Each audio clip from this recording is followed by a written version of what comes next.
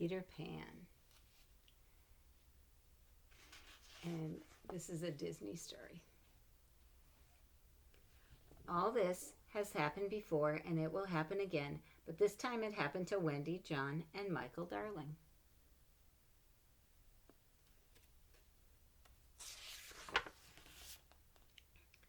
Peter Pan chose this house because in it were people who believed in him. The boys made him the hero of all their nursery games. Wendy, the eldest, was the supreme authority on Peter Pan. Peter Pan is a boy who decided never to grow up. He lives far, far away in Neverland.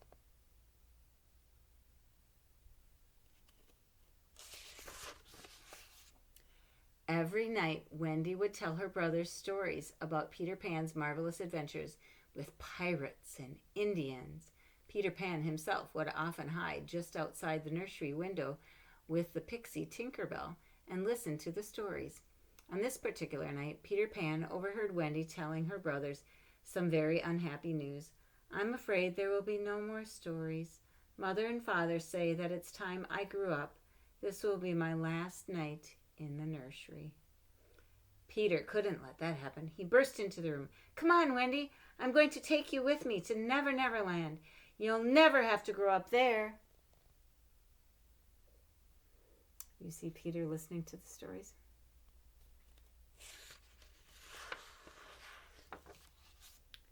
"Peter Pan! Oh, I just knew you would come. John, Michael, we are going to Neverland. But Peter, how will we get there?" "We'll fly, of course." All it took was a happy thought and a little pixie dust, and out the bedroom window they flew. They dipped and soared through the night until at last they were flying over Neverland.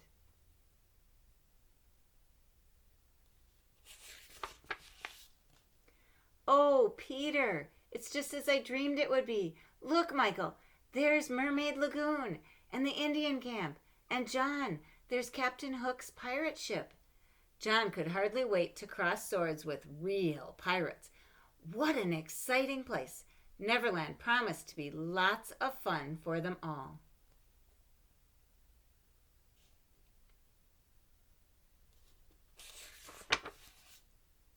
Peter Pan took everyone to a secret hideout underneath a big hollow tree. The lost boys lived there, too, and were eagerly awaiting Peter's return. Peter introduced them to Wendy. "I've brought someone to be our mother. She's Wendy, and she can tell stories." John and Michael didn't want to hear any stories just yet. They were anxious to make friends with the Indians, or fight some pirates, or go hunting with the lost boys. That looks like fun.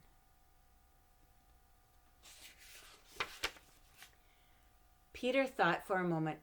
"I know. Let's visit the Indian camp. John, you lead the way." Usually the Indians playfully captured the lost boys, but this time the Indian chief was much too upset to play games. His daughter, Princess Tiger Lily, was missing. She had been kidnapped by the infamous pirate, Captain Hook. "This is my plan," said Hook to Tiger Lily. "You tell me the hiding place of Peter Pan, and I will set you free." But Tiger Lily would not betray Peter's secret. So she won't tell.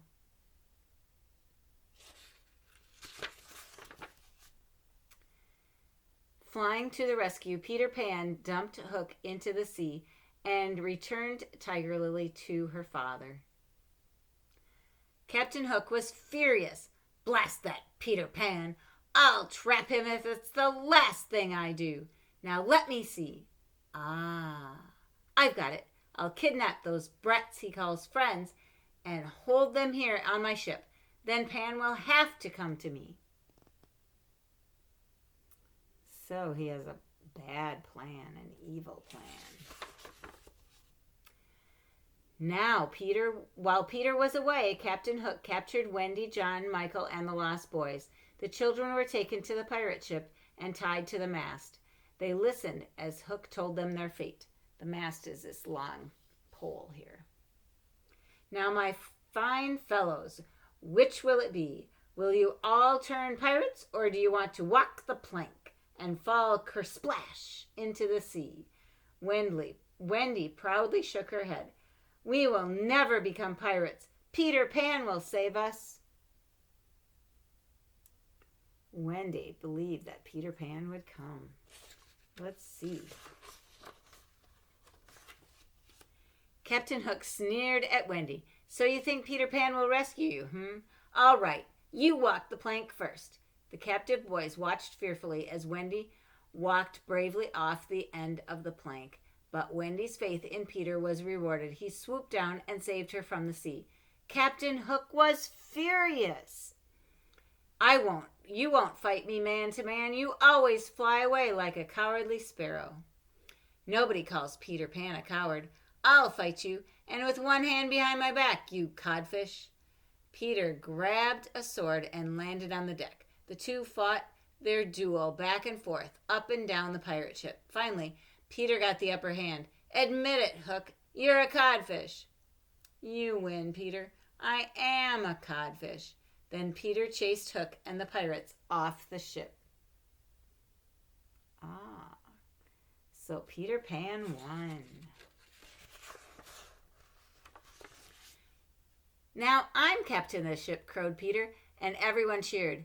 Where shall we sail? But Wendy was beginning to feel homesick. Actually, Peter, it's time we went home. Mother and Father will be worried if they find us missing. Peter would have liked his guests to stay longer, but he knew Wendy was right. We'll fly you back in the ship. Raise the anchor. Ready the pixie dust. Tinkerbell darted about, sprinkling pixie dust everywhere. The mighty pirate ship magically rose out of the water and took to the sky. Ooh, that's pretty cool. After Michael, John, and Wendy had been safely returned home, they watched the pirate ship sail silently back to Neverland. Peter and the lost boys waved goodbye. They aren't ready to grow up yet, explained Wendy. She put John and Michael to bed. Then she settled down for her last night in the nursery.